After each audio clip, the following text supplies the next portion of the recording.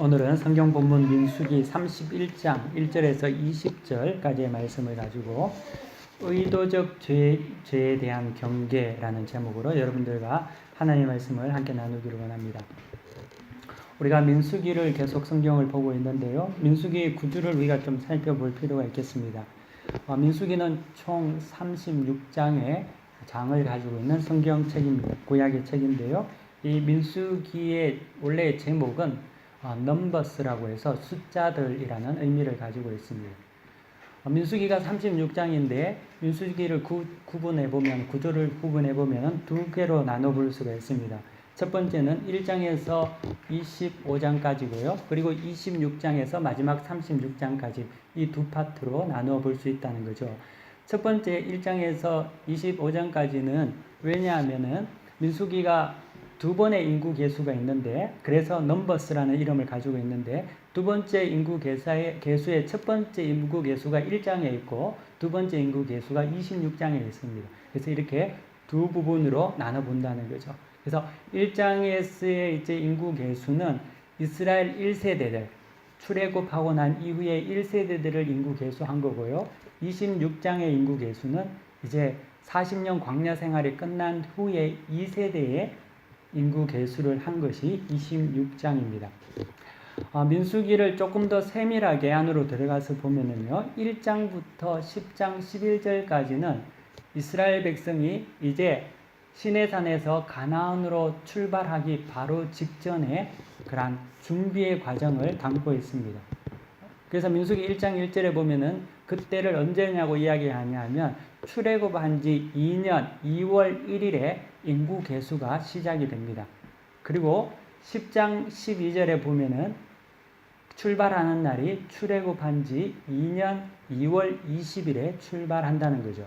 그러니까 1장 1절부터 시작해서 10장 11절까지 기간으로 따지면 민수기 1장에서부터 시작해서 11장까지 20일 안에 있었던 사건을 기록해 두고 있습니다. 그리고 10장 12절부터 시작해서 19장까지 민수기 내용은 광야 40년에 대한 내용이 적혀져 있다는 거죠. 근데 우리가 여기서 하나 주의해 볼 게 있습니다. 그건 뭐냐면 민수기가 36장이 되어 있다 했잖아요. 그런데 3분의 1을 20일 안에 쓰여진 내용을 담았다는 거죠. 1장부터 10장까지. 그리고 그 긴 40년의 기간을 11장에서 19장까지 담았다는 겁니다. 10장 안에 그것을 다 담았다는 거죠. 20일을 10장에 담고 40년을 또 9장 정도의 분량에 담고 있다는 거죠. 이것은 무엇을 의미하냐면은 신앙이라는 것은 준비 기간이 없이는 되지 않는다는 거죠. 민수기 1장에서 10장 11절까지 긴 장수를 할애하면서까지 하나님께서는 믿음 생활에 대한 준비를 하라고 합니다. 그냥 들렁 예수 믿는다는 것이 아닌 거죠. 예수를 믿는 것은 은혜로 믿음으로 받는 것은 맞지만 그 이후에 우리 자신을 하나님 앞에서 준비하고 기도하고 말씀 보고 예배 드리는 이런 훈련의 기간 그리고 준비의 기간들이 있다는 것을 성경 민수기는 우리에게 역설하고 있다는 겁니다. 성경의 민수기 저자가 모세인데 모세가 생각 없이 쓰지는 않았거든요. 분명히 모세는 성경을 적을 때 영감을 받았을 때 하나님의 계시에 의해서 썼을 것입니다. 그렇기 때문에 이 성경이 우리에게 전해주는 바도 그 안에 있다는 것을 파악해 볼 수 있다는 거죠. 또 한 가지 우리가 볼 수 있는 것은 11장부터 시작해서 20장 되기 전 19장까지는 40년의 광야 생활을 담았는데요. 40년을 비교해 보면은 사실 22일이 10장이면 40년이면 한 400장을 할애해야 되는 것 아닙니까? 근데 하나님께서 그렇게 하지 않았다는 거죠. 그것은 무엇이냐면 원망하고 불평했던 시간들은 하나님의 카운트에 들어가지 않는다는 거죠. 하나님께서는 그 40년 원망과 불평의 시간을 아주 짧게 그냥 스쳐 지나가듯이 지나버리십니다. 그러므로 우리의 삶 속에서도 동일하다는 겁니다. 하나님께서 우리에게 무엇을 보시냐? 하나님께서는 어떤 것을 관심 있게 보시냐? 우리가 하나님 앞에서 하나님의 뜻으로 살기 위해서 준비하고 성실하며 정직하며 나아가는 그것을 관심 있게 보신다는 거죠. 원망하고 대적하고 불평했던 그 광야의 시간들은 하나님께서는 귀하게 여기지 아니하시고 기뻐하지 않는다는 겁니다. 사랑하는 성도 여러분, 우리가 평생을 예수를 믿어도 하나님께서 기억하는 순간이 없는 사람이 있습니다. 하나님 앞에서 늘 스쳐지려가는 인생이 있다는 거죠. 우리가 어떻게 신앙생활을 해야 하겠습니까? 하나님이 기뻐하시는 그 타이밍, 그 순간을 우리 인생에 새겨야 한다는 거죠. 아브라함이 이삭을 모리아산에 바칠 때 그 시간은 30년의 시간이 아니라 단 3일의 시간 안에 결정된 거죠. 집을 떠나서 모리아산까지 3일을 걸어가면서 그는 하나님 앞에 기도하며 고민했습니다. 그리고 마침내 독자 이삭을 드리기로 결단합니다. 그 순간의 찰나, 3일, 그 짧은 찰나를 하나님께서는 보시고 그에게 아브라함에서 아브라함이라는 칭호를 허락하신다는 거죠. 믿음의 조상으로 인정하신다는 겁니다. 이것은 무엇을 이야기합니까? 하나님이 보시는, 확대해서 보시는 그 때가 있다는 거죠. 그 마음을 기뻐 여기신다는 겁니다. 믿음 생활이라는 것은 무엇이냐? 그것을 만들어가는 거죠. 우리가 실수하죠. 실패합니다. 우리도 아브라함과 같이 사라를, 아내를 팔 때도 있습니다. 거짓말하고 속일 때도 있습니다. 하지만 그럼에도 불구하고 하나님 앞에 내가 내어놓을 수 있는 게 무엇인가? 하나님께서는 그것을 보시기 원한다는 거죠. 그것을 우리는 붙잡아야 된다는 겁니다. 그리고 20장부터는 25장까지는 40년이 지나서 이스라엘 백성이 이제 광야를 지나서 가나안 동편에 정착하는 그러한 정착이 아니라 그쪽에서 전쟁을 통하여서 땅을 차지하는 가나안 동편 점령기에 대한 내용이 20장부터 시작해서 25장까지 적혀져 있습니다. 하나님께서는 이 40년 광야를 마치고 돌아온 이스라엘 백성들에게 이제는 가나안에 들어가기 바로 직전에 승리를 맛보게 하십니다. 그것이 가나안 동편에서 일어났던 사건들입니다. 그곳에 보면은요, 시온 왕을 이기는 아모리 왕을 점령하는 그러한 역사도 있고요. 그리고 바산 왕 옥을 치는 그러한 역사도 있습니다. 그런 전쟁의 승리의 어떤 모습들을 성경을 통해서 보여주고 있습니다. 그래서 하나님께서는 가나안에 들어가기 전에 이스라엘 백성들이 이미 승리를 맛보게 함으로 말미암아 가나안에서 하나님께서 약속하신 것이 어떠한 것을 맛보기로 보여주는 때가 민수기 20장부터 25장까지의 내용들이 간에 적혀 있다는 거죠. 그런데 그 내용 안에는 또 어떠한 부류가 있냐면 40년이 지났음에도 불구하고 여전히 하나님을 믿지 못하고 하나님을 대적하고 원망했던 자들도 있습니다. 하나님께서는 그들을 그곳에서 마지막 1세대들을 다 하나님께서 멸절시키십니다. 그런 거로 말미암아 26장에 2세대 인구 계수가 이루어질 수 있도록 준비하신다는 거죠. 우리가 실수하는 것이 무엇입니까? 뭔가 다 이루어져서 이제는 조금만 더 인내하고 참으면 하나님께서 주신 약속을 누릴 수 있음에도 불구하고 그 마지막 순간을 놓칠 때가 많다는 거죠. 이스라엘 백성이 그랬거든요. 40년 광야를 마치고 가나안 동편에 이제 그곳에서 승리가 있습니다. 그곳에 하나님의 역사를 보고 있다는 거죠. 그럼에도 불구하고 그곳에서 원망하고 불평하는 자들이 나타나고 있다는 것이죠. 인내하지 못했는 자들이 있었다는 거죠. 10장부터 시작해서 20장까지의 광야의 불편함은 먹고 사는 것의 문제였습니다. 그렇기 때문에 먹는 것, 그리고 마실 물의 문제, 그런 것으로 인해서 날마다 원망했죠. 하지만 민수기 20장부터 시작해서 25장까지의 문제는 먹고 사는 문제는 아니었습니다. 그때의 문제는 뭐냐 하면 인내의 문제였죠. 조급한 문제. 하나님께서 이미 주실 것을 받았음에도 불구하고 조급함으로 말미암아 대적하고 원망했다는 거죠. 그러니까 우리가 성경을 통해서 무엇을 또 알 수 있냐면은 원망하게 되면은 상황이 해결이 돼도 그 다음에 또 동일하게 실패한다는 것을 볼 수 있는 거죠. 변하지 않는다는 겁니다. 그래서 하나님께서는 20장부터 25장을 통하여서 우리가 조급한 모습을 통하여서 하나님 앞에 가나안을 유업을 누리지 못하는 것을 성경을 통해서 보여주고 있습니다. 그리고 마지막 결론 부분인 26장부터 시작해서 36장의 내용은 이제 요단 동편을 점령하고 가나안 성취의 예고편을 맛본 이스라엘 백성들이, 이 세대들이 이제는 가나안에 들어가기 전에 준비와 입성을 하는 내용들이 26장에서 36장까지 적혀져 있다는 거죠. 그래서 민수기는 굉장히 단순합니다. 크게 나눠서 1장에서 25장, 26장에서 36장이고 1장에서 10장까지는 준비고 11장에서 20장까지는 광야의 생활에 대해서 이야기하고 그리고 21장부터 25장까지는 요단 동편의 점령에 대해서 이야기하고 26장부터 마지막까지는 이제 가나안을 준비하는 2세대들의 이야기가 적혀 있다는 거죠. 그리고 성경에 보면은요, 26장에서 인구조사를 마치고 난 다음에, 2세대의 인구조사를 마치고 난 다음에 27장에는 슬로보앗의 딸들에 대한 이야기를 하고 있습니다. 이 이야기는 어떤 사건을 적고 있냐 하면은, 그 당시에는 남자 중심의 사회였기 때문에 여자들은 땅을 유업으로 얻을 수 있는 그러한 대상이 아니었습니다. 그런데 27장에 나오는 슬로보앗의 딸들은, 이 슬로보앗의 가족은 남자가 없습니다. 아버지가 광야 40년 생활을 통해서 자연살해에서 죽었는지 아니면 전쟁에서 죽었는지는 모르지만 그로 인해서 아버지가 없고 남자가 없는 집안이었습니다. 그런데 지금 문제는 하나님께서 이스라엘 백성을 통하여서 가나안의 땅에 유업을 주기로 했는데 그 가정에 남자가 없기 때문에 딸들이 유업을 얻을 수 없는 처지가 된 거예요. 그래서 슬로보앗 딸들이 하나님께 묻습니다. 모세를 통해서.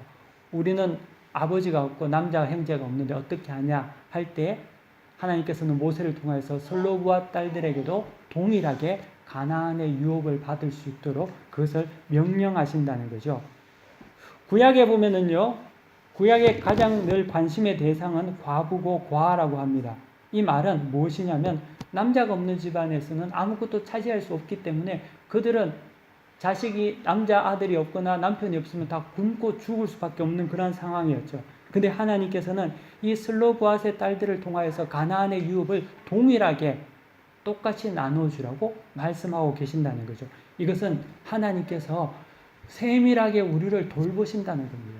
하나님은 약한 자, 어려운 자, 부족한 자를 더 세밀하게 보시고 계신다는 거죠. 하나님은 고아와 가부의 아버지십니다. 우리는 이 믿음을 가지고 삽니다. 슬로보앗의 자녀들과 같이 그들이 유업을 얻을 수 없는 상황이었음에도 불구하고 하나님은 그들을 지키신다는 거죠. 그러므로 우리는 이 사실을 분명히 알아야 됩니다. 하나님은요, 우리의 불편함을 아십니다. 하나님은 우리의 불편함을 마다하지 않습니다. 하나님은 아신다는 거죠.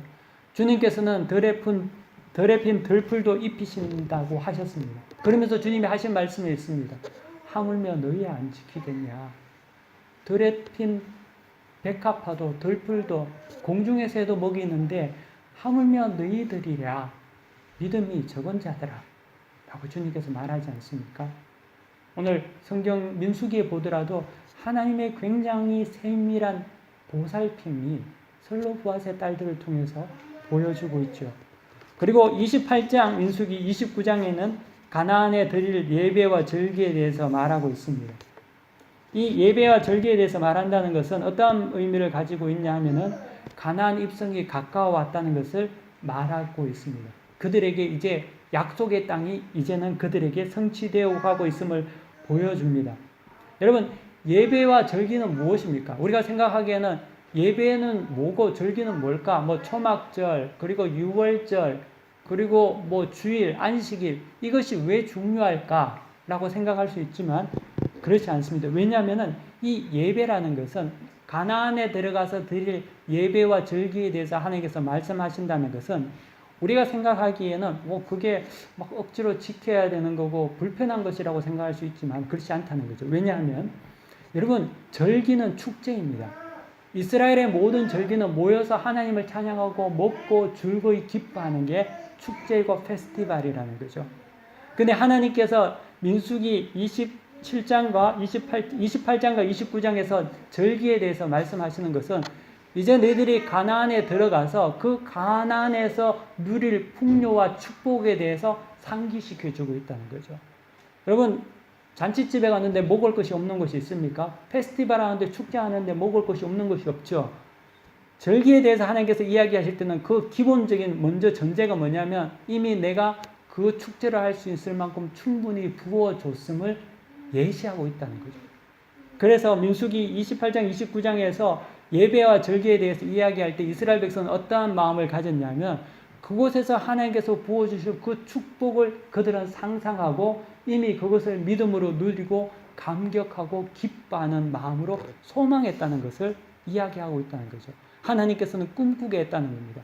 예배를 통해서, 절기를 통해서, 하나님과의 교제를 통해서, 그 축제를 통해서 그곳을 사모하게 만들고 꿈꾸게 하신 것이 민수기 28장, 29장에서 가나안 입성을 놔두고 절기에 대해서, 안식일에 대해서 하는 이유라는 거죠. 왜? 하나님과 만나는 예배의 장소 안식일을 통하여서 그들이 기뻐하고 하나님께서 이루신 일들을 찬양하게 만드신다는 겁니다. 그런 어떤 의미 가운데 30장에 넘어오면은요, 지난주 30장에 서원에 관한 내용이 있습니다. 그러면 서원은 왜 생기냐? 어떻게 할 수 있느냐? 서원이라는 것은 이 절기를 통하여서 하나님의 뜻을 알고 하나님께서 부어주실 축복과 그 감격을 누린 자만이 서원할 수 있다는 거죠. 서원이라는 것은 내 마음대로 하는 것이 아니라 반드시 은혜를 경험한 자들이 서원할 수 있는 거죠. 하나님께 자기 자신을 헌신할 수 있는 겁니다. 여러분, 언제 여러분들이 하나님 앞에 헌신할 수 있습니까?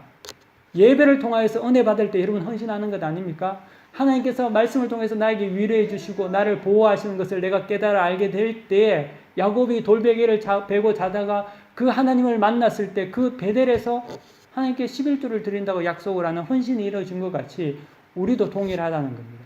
서원이라는 것은 하나님의 은혜와 감격이 있는 곳에 이루어진다는 것을 성경을 통해서 우리는 볼 수가 있는 거죠. 그러므로 예배와 하나님 앞을 만나는 그 시간이 너무나 중요한 거죠. 선교사가 된다, 아니면 내가 하나님 앞에 쓰임받는 자가 되겠다는 것은 여러분들이 집안에서 이루어지는 것이 아니라 여러분들이 교회를 통하여서 하나님의 사역을 동참하면서 하나님의 말씀을 볼 때 그 위로와 감격이 내 속에 임할 때만이 하나님, 내가 선교사 되겠습니다. 내가 목사 되겠습니다. 내 자식을 내가 목회자 만들어 보겠습니다. 헌신이 나오는 거거든요. 그게 민수기 30장의 서원이라는 겁니다.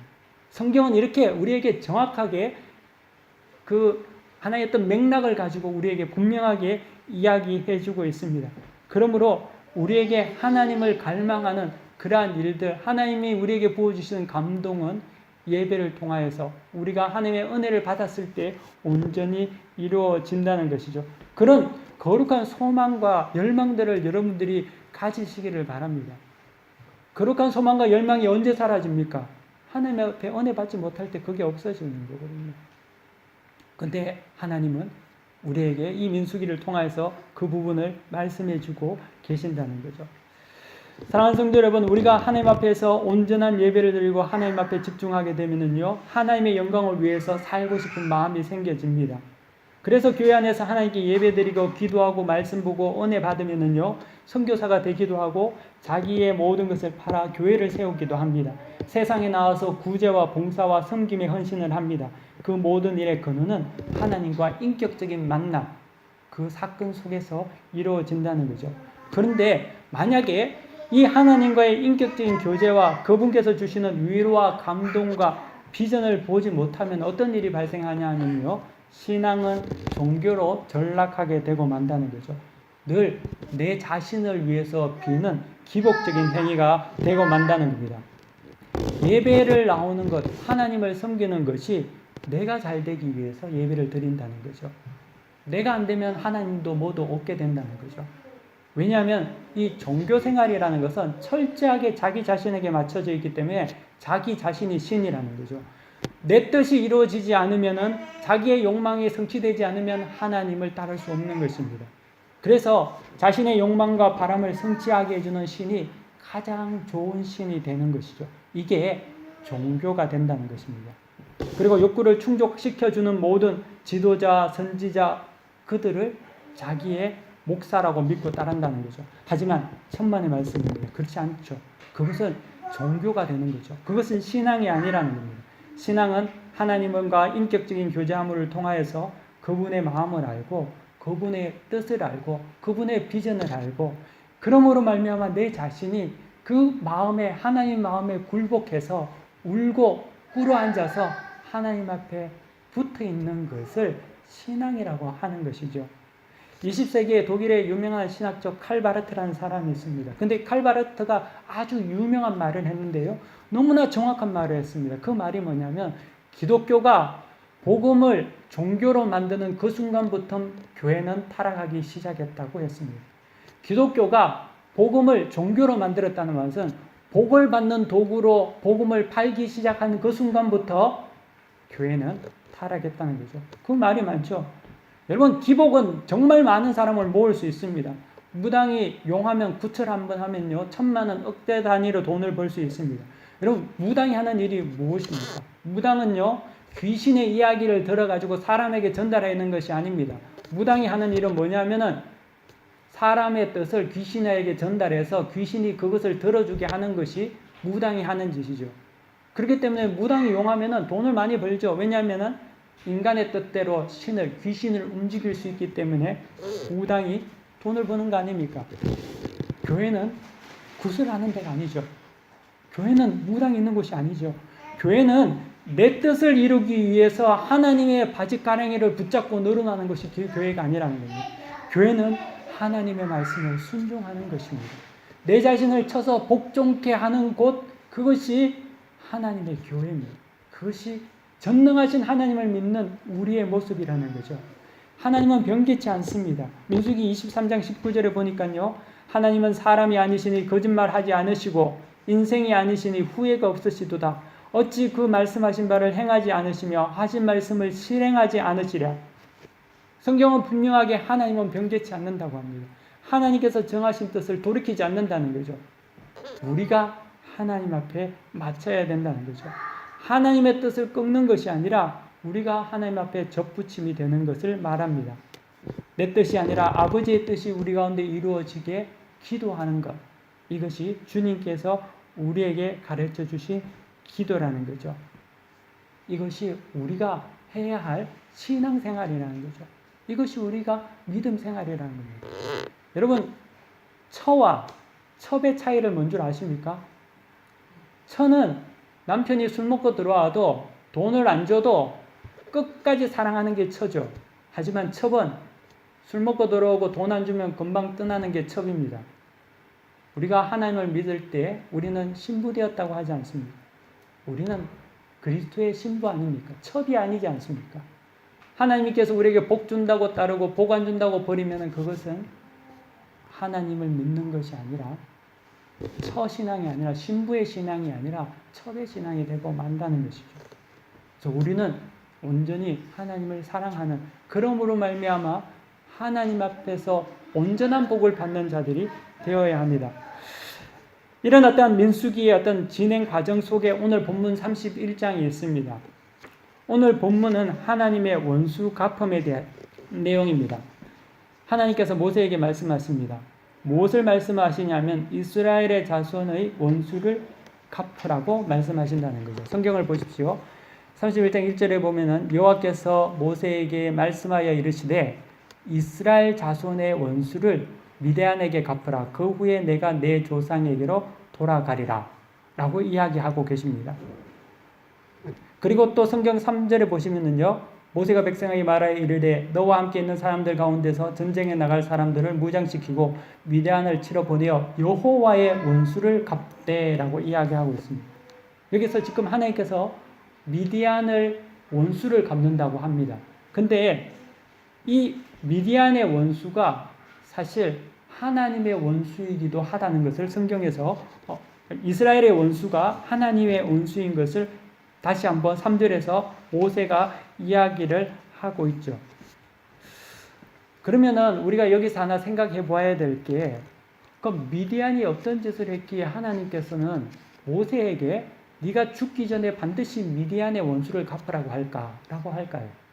왜냐하면은 이 모세는 이제 하나님께 돌아갈 날이 가까운 사람이거든요. 근데 하나님께서 모세에게 내가 조상에게 돌아가리라, 그 후에 이 일을 하고 난 이후에 간다고 이야기하고 있습니다. 반드시 이 원수를 모세에게 갚은 것을 명령하고 있습니다. 사명으로 맡겼다는 거예요. 그럼 우리가 이제 생각해 봐야죠. 그럼 미디안이 무엇이길래, 어떤 사람들이기 때문에 하나님께서는 그 미디안을 그렇게 원수 갚으라고 할까? 하나님께서 이렇게 말씀하실까라고 생각해 볼 필요, 우리가 이걸 알아볼 필요가 있다는 거죠. 우리가 미디안이라고 하면은 우리는 사실 잘 모를 수가 있습니다. 근데 이 미디안은 이스라엘 백성들에게는 이 미디안이라는 말을 들으면은 하면서 이렇게 머릿속에 딱 떠오르는 그런 족속이었죠. 왜냐하면은 예를 들면은 우리가 지난 주간에 한국이 축구를 월드컵 했지 않습니까? 그때 한국과 독일이 16강 들어가는 마지막 예선 경기를 했는데 한국이 마지막에 2대 0으로 이겼습니다. 사실 기적과 같은 일이 일어났죠. 그래서 독일이 16강에 진출을 못했습니다. 독일 사람들에게 한국 축구 월드컵이라고 하면 어떤 생각이 떠올까요? 그 생각이 나겠죠. 마지막에 2대 0으로 져서 우리가 못 간. 그런 어떤 생각이 언뜻 들 겁니다. 모든 사람이 들 겁니다. 이스라엘 백성에게도 미디안은 동일했다는 거죠. 미디안은 어떠한 사람들이냐면 오늘 성경 본문은 아니지만요. 여러분들이 민수기 25장에 보면은 모압 족속들이 이스라엘을 저주하다가 모압 왕이 그것이 안 되니까 이스라엘 백성들을 꾀어서 바알 부월에게 우상 숭배를 하고 그리고 그들을 하나님 앞에 범죄하게 만드는데 가담했던 자들이 미디안 족속이었습니다. 근데 이 미디안 족속은 모압 족속과 같이 섞여 있었는데 그 미디안 족속이 특별히 이스라엘 백성들을 어떻게 했겠냐면은 미인계를 통하여서 유혹했다는 거죠. 그 당시 바알 부올의 제사라는 것은 엄란한 제사였거든요. 근데 모압 왕 발락이 바알람을 통해서 저주를 하려고 했는데 그 저주가 먹혀 들어가지 않고 하나님께서 막으시니까 이 발람이 모압과 미디안을 통해서 이스라엘 백성을 자멸하도록 바알 부올의 제사에 가담시킨 것입니다. 그러므로 말미암아 이스라엘 백성이 이를 통하여서 24,000명이 몰살하는 그러한 일을 겪게 된 것이죠. 그런데 이 일에 미디안 족속이 고의적으로 이스라엘을 꾀기 위해서 가담했다는 것을 오늘 성경을 통해서 알 수 있죠. 하나님께서는 이 미디안 족속을 가나안에 들어가기 전에 반드시 멸절하라고 하십니다. 사람 사이에 모르고 죄를 지을 수 있습니다. 예를 들면은 막 술이 너무 취해서 아니면 약물을 복용한 상태에서 아니면 정신병이 있는 상황에서 그것을 이루어질 수 있죠. 모르는 상태에서. 물론 이것이 악용이 되어서 문제가 되기도 하지만 그런데 성경에 보니까 모르고 지은 죄에 대해서는 하나님도 용서하십니다. 모르고 지은 죄는 하나님께서 용서하십니다. 그래서 구약 성경에 보면은 도피성이라는 제도가 있습니다.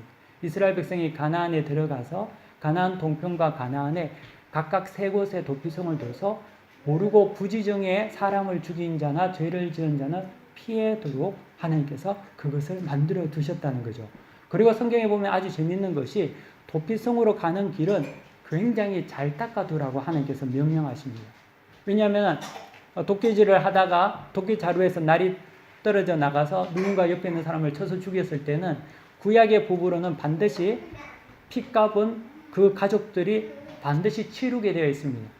그러니까 이 사람이 부지중에 죄를 지은 사람이 이제 도망을 가야 하는데 도망을 가는데 뭐 장애가 많고 산을 넘어가고 길이 험하고 이러면 도피성에 가는 게 어렵지 않습니까? 가다가 잡혀 죽을 수 있지 않습니까? 그래서 하나님께서는 이 도피성 제도를 만들 때 도피성으로 가는 길을 아주 잘 닦아두라고 성경에 이야기하고 계신다는 거죠. 왜 그럴까요? 그 이유는 모르고 한 일이기 때문에 그렇다는 거죠. 하지만 성경에 보면은요, 의도성을 가지고 지은 죄에 대해서는 하나님의 용서가 없음을 볼 수 있다는 거죠. 속죄죄와 속번죄의 대상은 부지중에 죄를 지은 자들에 대한 대속의 제사입니다. 만약에 의도성을 가지고 죄를 짓거나 사람을 죽인 자는 반드시 사형에 처하게 된다는 거죠. 이것이 구약 성경의 법입니다. 그만큼 오늘 성경을 통해서 알 수 있는 것은 뭐냐면 하나님은 의도적인 죄에 대해서는 간과하지 않는다는 거죠. 그래서 미디안과 같이 의도적으로 이스라엘을 파멸케 하기 위해서 접근한 그 민족에 대해서 하나님께서는 그들에게 원수를 갚는다고 하십니다. 창세기에 보면은 가인이 여호와께서 자기 자신의 제자를 받아주지 않자 원망하고 분노가 가득 찹니다. 그래서 가인이 자기의 그러한 어떤 분노가 애꿎은 동생 아벨에게 돌아갑니다. 하나님께서 그 가인을 보시고 나타나셔서 말씀하십니다. 성경에 보면은 하나님께서 가인에게 나타나셔서 이렇게 말합니다. 내가 분하여 하면 어찌 됨이며 안색이 변하면 어찌 되느냐? 내가 선을 행하면 어찌 낯을 들지 못하겠느냐? 선을 행하지 아니하면 죄가 운에 엎드러져 있느니라. 너는 죄를 다스릴 것이니라. 라고 하나님께서 가인에게 이렇게 말씀하십니다. 여러분, 하나님께서 선악과를 따먹을 때 아담과 하와에게도 나타나지 않으셨는데 가인에게 나타나셔서 말씀하십니다. 아벨에게 나타나신 것도 아니고 가인에게 나타나셔서 그에게 너는 죄를 다스리라고 이야기하고 계신다는 거죠. 제가 이 성경 본문을 읽으면서 이런 생각을 해봤습니다. 하나님이 가인에게 나타나지 말고 아벨에게 나타났으면 아벨은 살지 않았을까? 하나님께서 가인에게 나타난 것이 아니라 아벨에게 나타나서 가인이 너를 죽이려고 하니까 절대 덜에 나가지 말아라. 가인과 붙어 있지 말아라. 라고 한다면 아벨은 살 수 있었겠죠. 하지만 하나님께서는 아벨에게 나타난 것이 아니라 가인에게 나타나셔서 말씀하셨다는 거죠. 그런데 가인은 그 하나님이 나타나셔서 그에게 말씀하셨음에도 불구하고 그 아벨을 들에서 돌로 쳐 죽입니다. 하나님께서 가인을 사랑하지 않은 것이 아니죠. 어떻게 본다면 하나님은 가인을 더 사랑하신 거죠. 그가 죄에 빠지지 않도록 막으려고 하신 것입니다. 그럼에도 불구하고 가인은 하나님의 말씀을 거부했다는 겁니다. 이것은 무엇을 의미합니까? 의도성을 가지고 고의적으로 아벨을 죽인 거죠. 이로 말미암아 가인은 하나님을 떠나 유리방황하는 존재가 되고 맙니다. 성경에 보면은요, 가인이 받은 저주가 하나님 앞을 떠나서 유리방황하는 것이라고 이야기를 하고 있습니다. 그래서 가인이 하나님 앞에 자기의 죄가 너무나 심하니까 하나님, 내 죄가 너무나 큽니다 라고 이야기하는데 그 심판의 내용이 뭐냐면 유리방황한다는 거죠. 하나님 앞에서. 근데 우리가 생각하면은 하나님 앞에 유리방황하는 게 뭐 그래 큰 일인가 라고 생각할 수 있지 않습니까? 그게 뭐 곤장을 100대 때리는 것도 아니고 죽이는 것도 아니고 그냥 하나님을 떠나서 유리방황하게 되는 것이 뭐 그렇게 대단하다고 가인이 너무나 힘들다고 그런 이야기를 할까요? 근데 여러분 보십시오. 하나님을 잃어버리고 하나님을 떠난 인생의 고난과 고통과 그들의 허무가 얼마나 괴로운 것인지는 우리는 우리의 삶을 통해서 알 수 있습니다. 하나님 없이 하나님을 모른 채 하나님 앞에 떠나서 인생의 고난과 슬픔과 고통과 소망 없음으로 살아가는 인류의 아픔을 우리는 지금 현재 목격하고 있다는 거죠. 여러분 세상을 보십시오. 하나님 없이 살면서 고통하며 자기의 삶을 저주하고 자살도 하고 자신의 삶 속에 욕망에 의해 가지고 자기 자신을 파괴하며 살아가는 자들이 너무나 많다는 거죠. 하나님은 가인에게 그 심판을 내렸다. 가인은 그것을 알았죠. 하지만 그는 결국 하나님을 떠나고 만다는 거죠. 미디안도 가인의 길을 따랐습니다. 의도적으로 그들은 이스라엘을 파멸하기 위해서 작정을 하고 다가간 것입니다. 그래서 시딤에서의 엄행한 사건을 통하여서 하나님께서는 그것을 기억하십니다. 하나님께서 끝발이 있으시다는 거죠. 하나님도 그냥 넘어가시지 않으셨다는 거예요. 분명히 그것을 짚고 가십니다. 25장에 일어난 사건인데 31장에 하나님께서 또 덜추어가지고 그것을 이야기하신다는 겁니다. 왜냐하면 그것에 대해서 하나님께서 분명히 경계하고 있다는 것을 우리가 볼 수 있다는 거죠. 의도적인 악에 대해서 하나님은 우리에게 징벌과 제거를 요구하신다는 겁니다. 여러분, 우리는 어떻습니까? 우리 마음 속에는 이 미디안과 같은 마음이 없지 않을까? 우리가 한번 생각해 볼 필요가 있습니다. 의도적으로 누군가를 골탕 먹이고 괴롭히고 직접적으로 해를 끼치지는 않지만 누군가를 통해서 해악을 주고 그로 인해서 슬그머니 기뻐하고 하나님의 심판을 무시한다면 그것은 두려움의 대상이 된다는 거죠. 여러분, 법정 용어로 미필적 고의라는 말이 있습니다. 이는 어떤 행위를 할 때 그로 인해서 예상되는 결과가 있음을 인지하면서도 그것을 방관하는 죄를 말합니다. 하나님은요, 이런 미필적 고의, 완전한 의도성을 가지고 있는 것이 아니더라도 그로 인해서 상대가 고통에 빠지게 하는, 힘들게 만드는 모든 죄를 간과하지 않는다는 거죠. 그렇기 때문에 여러분, 소심한 복수도 될 수 있으면 안 하는 게 좋습니다. 내 마음에 안 들어? 그러면 너도 한번 당해봐. 한번 고생 좀 해봐라. 그런 쓴뿌리를 제거해야 한다는 거죠. 오늘 성경이 우리에게 알려주는 말씀이 뭐냐? 이 미디안과 같이 되지 말라는 거죠. 그것이 의도적인 죄라는 거예요.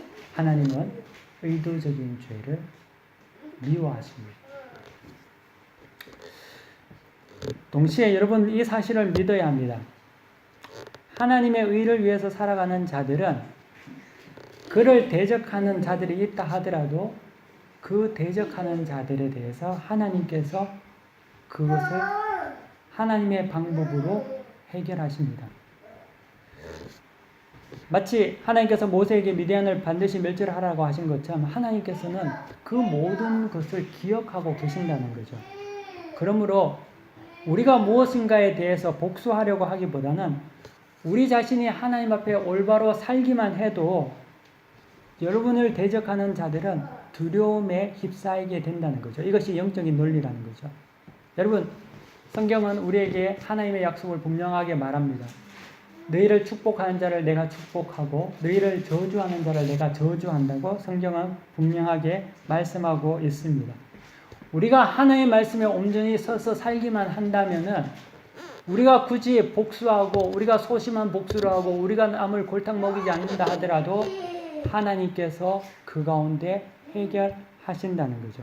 이것이 하나님과 그의 백성과의 약속에 근거한 내용이라는 거죠. 그러므로 이 영적인 원리를 우리는 알아야 합니다.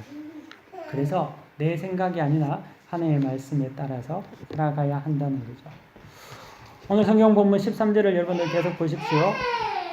각 지파별로 택정함을 받은 1000명의 군대가 나가서 미디안을 완전히 멸절하고 돌아왔습니다. 모세와 제사장 엘리아살과 회중의 지도자가 그들을 맞아 축복하러 나갑니다. 근데 나가서 보니까요, 전쟁에서 승리하여서 온 군대들의 전리품이 기가 막히다는 거죠. 왜냐하면 지금 시딤에 의해서 많은 사람이 죽었던 그 장본인들, 미디안의 여자들을 다 살려서 데리고 온 것이죠. 그들은 누굽니까? 그들은 이스라엘을 고의적으로 속여서 바알부올에게 제사를 드리게 한 그들을 버젓이 데리고 왔다는 겁니다. 그래서 16절에 보면 이렇게 이야기합니다. 보라, 이들이 발람의 꾀를 따라 이스라엘 자손을 부올의 사건에서 여호와 앞에 범죄하게 하여 여호와의 회중 가운데에 연병이 일어나게 하였느니라. 그러한 자들을 지금 다시 또 버젓이 데리고 왔다는 거죠. 여전히 영적인 눈이 뜨이지 않는 이스라엘 백성들에게는 그들을 살려서 전리품으로 데리고 오는 것이 무슨 의미인지를 모른다는 거죠. 사실 이 미디안과의 전쟁을 보면은요, 전쟁에서 이스라엘 백성이 한 사람도 죽지 않았음을 봅니다. 오늘 본문은 아닌데 민수기 31장 49절에 보시면은요, 이렇게 이야기합니다. 모세에게 말하되 당신의 종들이 이끈 군대를 계속한즉 우리 중 한 사람도 충나지 아니하였기로 라고 이렇게 말씀하고 있다는 거죠, 성경에서. 이 말은 뭐냐면, 여러분, 전쟁에서 나갔는데 어떻게 군인이 하나도 안 죽고 전쟁에서 승리할 수 있습니까? 이 말은 하나님의 전쟁이었다는 것을 다시 이야기해주고 있는 거죠. 확인시키고 있다는 거죠. 근데 하나님께서 이 전쟁을 완전히 승리로 만든 것임에도 불구하고 놀라운 하나님의 섭리와 은혜가 있음에도 불구하고 여전히 하나님의 뜻을 알지 못하고 안목의 정욕에 어두워서 미디안 여인들을 살려 데리고 온 그 백성들, 그 군대가 하나님과의 큰 대비와 대조를 보이고 있다는 거죠. 모르면은 이런 일을 하게 된다는 거죠. 이를 보고 모세는 진노하며 어린아이와 동침한 남자와 동침한 모든 여자를 죽이라고 명합니다. 그리고 7일 동안 정결 의식을 행하라고 합니다. 미디안과의 전쟁은 영토를 위한 점령 전쟁이 아니죠. 이 전쟁은 의도적인 죄에 대한 전쟁을 말해주고 있습니다. 즉, 의도적인 죄는 용서받을 수 없음을 하나님께서 우리에게 이야기해주고 있다는 거죠. 주님께서도 의도적으로 주님의 말씀을 대적한 대제사장과 바리새인들, 서기관들에게 독사의 자식들이라고 말했습니다. 왜냐하면 그들은 알면서도 변화되기를 거부했기 때문이죠. 하나님께서 그들의 마음의 강폭함을 그냥 간과하지 않으셨다는 거죠. 그러므로 의도적인 죄를 짓는 자, 그들에게는 하나님의 진노가 있습니다. 반면에 주님은 십자가 선상에서 자기를 따라오다가 좌절하고 두려워하고 도망친 어린 양과 같은 백성들을 향해서는 그들에게 하나님께 기도하며 알지 못해서 그랬다고 중보해 주셨다는 거죠. 모르고 지은 죄는 희망이 있습니다. 알게 되면 변화될 수 있다는 거죠. 하지만 그렇지 않으면 강팍해지면 안 된다는 거죠. 그래서 이스라엘 백성의 군대 장관들이 49절 이후에 보면은요, 자기 자신들의 하는 행동을 깨닫고 난 이후에 다시금 하나님 앞에 자기의 속죄제를 드리겠다고 헌물을 하나님께 올려드리는 모습이 나옵니다. 하나님은 그것을 기뻐하셨다는 거죠. 하나님은 우리의 연약함과 우리의 무지함을 아십니다. 하지만 우리가 또 알게 될 때에 하나님 앞에 나온다면 희망이 있습니다. 은혜가 있다는 거죠. 하지만 우리가 분명히 오늘 성경 본문을 통해서 미디안 족속을 통해서 우리가 분명히 알아야 하는 것은 알면서도 짓는 죄는 우리가 두려워해야, 경계해야 한다는 거죠. 우리가 아무리 자신을 합리화하고 정당화해도 그것은 손바닥을 가지고 하늘을 가리는 것과 같다는 거죠. 하나님은 우리에게 양심을 통해서 성령을 통하여서 우리의 귀에 말씀하십니다. 우리는 분명히 생각해야 합니다. 고의적으로 우리가 죄를 짓는지 아닌지. 그래서 만약에 우리가 의도적인 죄를 짓는 그런 어떤 행위나 마음이 있다면 그것을 떨쳐버리고 우리가 지금 이제 알았다면 다시금 하나님 앞에 우리 자신을 내어드려서 우리 속에 있는 그런 모든 잘못된 쓴뿌리들이 제거되고 하나님 앞에 다시금 쓰임받는, 그러므로 하나님의 의를 이루는 우리 모두가 되시기를 간절히 축원합니다. 다 함께 기도하겠습니다. 거룩하신 하나님 감사합니다. 오늘 미디안 족속을 통하여서 우리에게 주신 하나님의 말씀을 우리 마음속에 다시금 새기기를 원합니다. 하나님께서는 고의적으로 의도적으로 짓는 죄에 대해서 하나님 미워하신다고 하셨습니다. 하나님 우리의 삶 속에 우리가 의도적으로 고의적으로 짓는 죄가 있지 아니한지 하나님 앞에 내어놓고 회개하게 하여 주시옵시고, 이제 우리가 알았다면 이제는 그것을 행하지 아니하며 다시금 하나님 앞에서 우리 자신을 정결케 하는 그러한 시간이 되도록 우리 가운데 은혜에 더하여 주옵소서. 감사드리며 예수 그리스도 이름으로 의지하며 기도 올려드립니다. 아멘.